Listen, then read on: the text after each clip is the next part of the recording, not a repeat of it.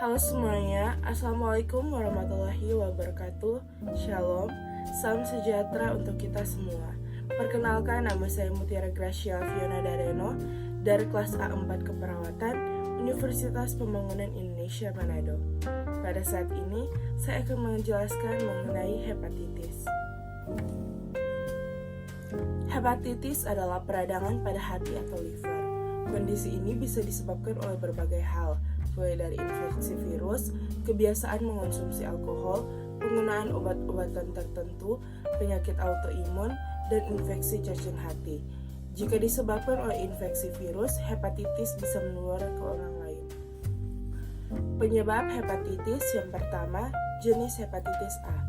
Hepatitis A disebabkan oleh infeksi virus hepatitis A atau HIV. Penularan jenis hepatitis ini dapat terjadi melalui makanan atau minuman yang terkontaminasi virus hepatitis A. Penyebab yang kedua adalah penyebab hepatitis B. Jenis hepatitis ini disebabkan oleh infeksi virus hepatitis B atau HBV. Hepatitis B dapat ditularkan melalui hubungan seksual tanpa alat pengaman dan transfusi darah. Pada kasus yang jarang terjadi, ibu hamil yang terinfeksi virus hepatitis B bisa menularkan virus ini ke janinnya.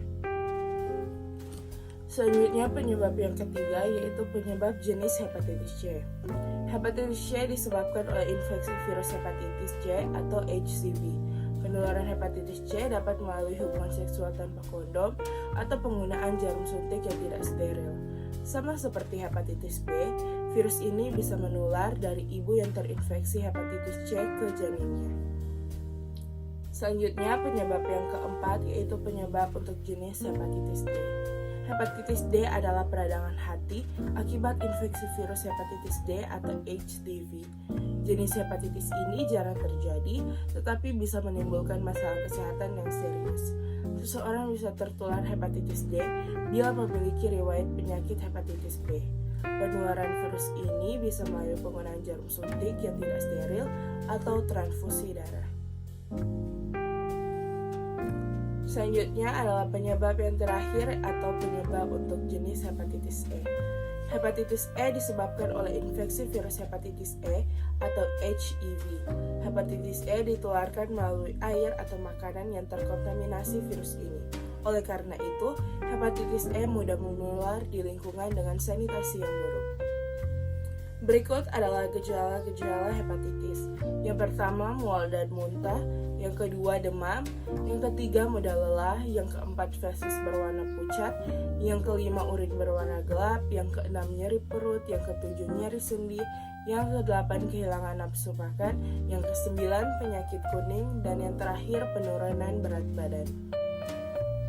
Selanjutnya kita masuk pada pathway hepatitis. Hepatitis dapat terjadi akibat pengaruh alkohol, virus hepatitis, dan toksin.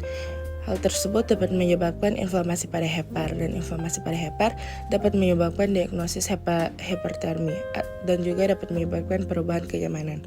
Inflamasi pada hepar juga dapat menyebabkan peregangan kapsula hati sehingga terjadi hepatomegali dan juga terjadi perasaan tidak nyaman di kuadran kanan atas. Perasaan tersebut dapat menyebabkan diagnosis nyeri.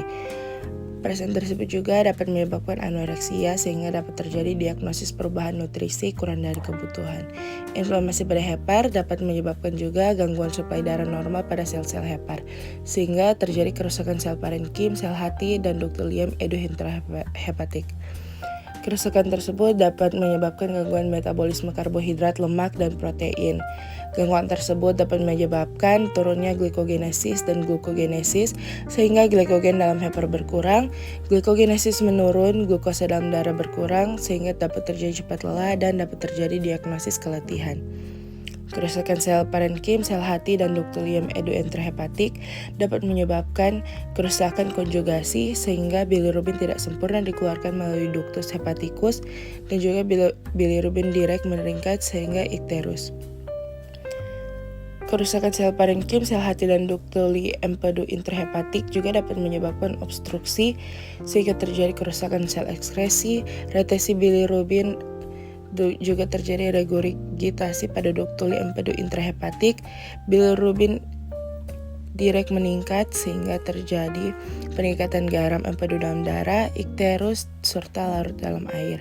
Peningkatan garam empedu dalam darah dapat menyebabkan diagnosis pruritus sehingga dapat juga menyebabkan diagnosis perubahan kenyamanan. Larut dalam air dapat menyebabkan ekskresi dalam kemih sehingga bilirubinuria dan kemih berwarna gelap. Bingung mau kuliah di mana? Pusing milih jurusan? Eits, jangan khawatir. Universitas Pembangunan Indonesia Manado solusinya. Mengapa harus Universitas Pembangunan Indonesia Manado? Universitas Pembangunan Indonesia Manado terletak di Jalan RW Monginsidi 6, nomor 129 Bahu, Kecamatan Malalayang, Kota Manado, Sulawesi Utara.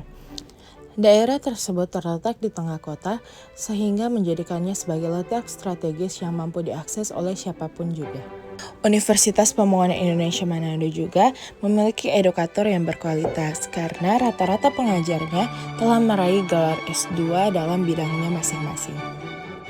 Selanjutnya, jika berkuliah di Universitas Pembangunan Indonesia Manado, kalian tidak perlu sibuk memikirkan biaya karena biayanya sangat terjangkau. Tidak lupa juga, Universitas Pembangunan Indonesia Manado memiliki program scholarship dan internship.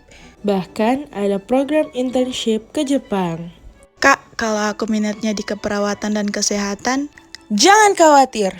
Universitas Pembangunan Indonesia Manado memiliki fakultas keperawatan yang sudah terakreditasi B, memiliki fasilitas yang memadai dan lengkap, serta edukator yang berkualitas. Fasilitas lengkap tersebut sudah termasuk dengan 7 laboratorium, yaitu keperawatan dasar, medical bedah, anak, maternitas, gawat darurat, jiwa, dan komunitas. Jadi, tunggu apa lagi? Ayo segera daftarkan dirimu. Fakep Unpi, we care, we cure to the core. Demikianlah pembahasan saya pada hari ini mengenai penyakit hepatitis. Semoga pembahasan ini dapat bermanfaat bagi kita semua. Saya pamit undur diri.